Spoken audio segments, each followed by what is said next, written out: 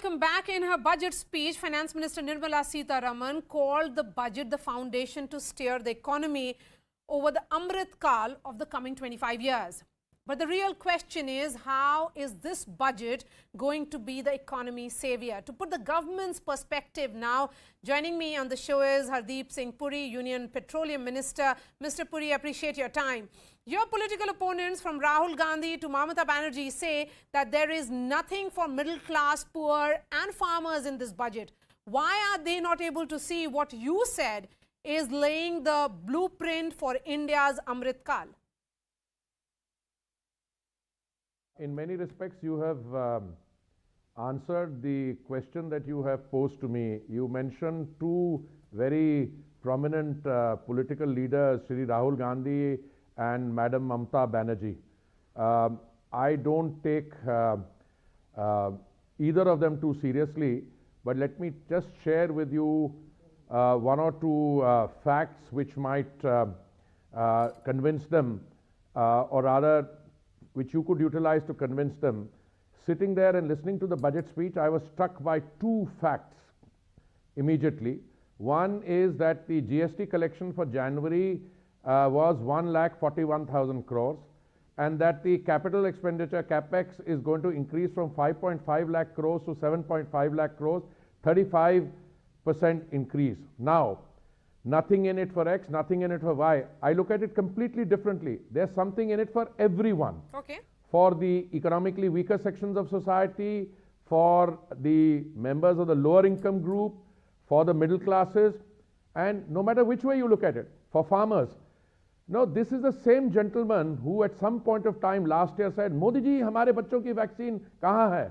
Today, there is complete radio silence on the fact that 172 crore plus doses of vaccine have been distributed, that over 80 crore people have been fed 3 meals a day, and that period has been extended to March. These are the measures taken for different people, and I can count out that our urea subsidy is increased, that the agricultural credit is increased. So if they don't know how to read a budget, at least let them not display Mr. Puri, their own value system. This budget has been widely welcomed by everyone. Presenting the union budget, Mr. Puri, Finance Minister Sitharaman noted that by the year 2047, when India will be celebrating 100 years of independence, around half of its population is likely to reside in urban areas, which would require orderly development. What major announcements, according to you, have been made in that direction?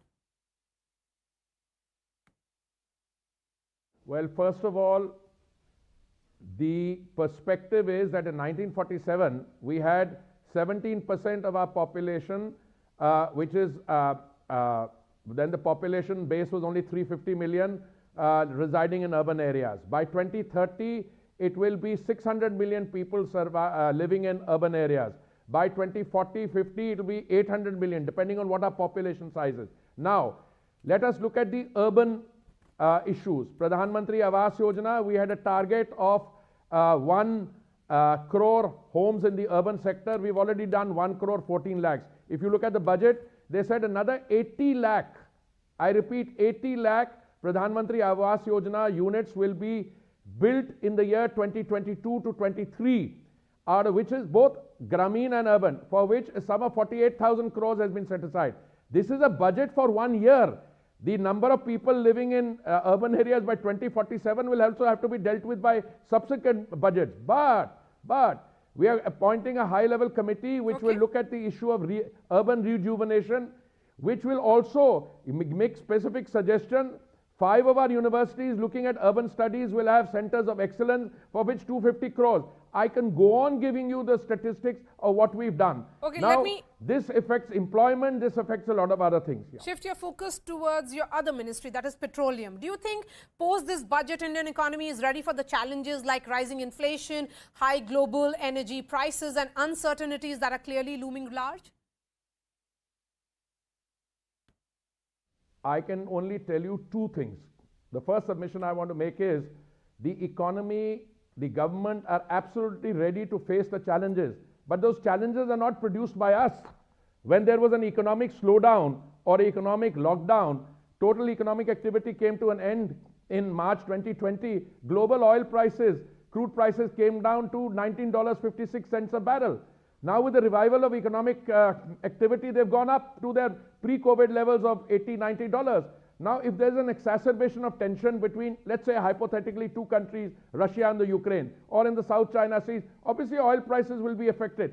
But what can the government do? Government can ready itself for the challenges not only now, but in the coming years. And we are meeting that. Why? By increasing the area under exploration and production. From the current 7-8%, we're taking it up to 15% and then 30% in the next 5 to 10 years. Then we are increasing the blending of ethanol with petrol. Earlier we couldn't do even 5%. As of last night, we had done 9%. We had a target of 30% till 2030, 20% by 2030. We have brought that target from 2030 down to 2025. Am I confident that we can meet the 20% blending by 2025? It's going to be a tough one, but we will get there. Like building the Central Vista on time or getting the parliament, you have a prime minister who takes decision and rest of us deliver. Mr. Puri, your political opponents say that the elections are deciding the prices and you will be passing on the rising petroleum and diesel prices to the common man the moment elections are over. Madam, we are a great democracy. We are a vibrant democracy. We have elections all the time. I mean, after these 5 state elections, you'll have elections in October in Gujarat and other places. So I think this is a bit simplistic. Yes, we are sensitive to what the requirements of people are, but I can tell you on 2 things.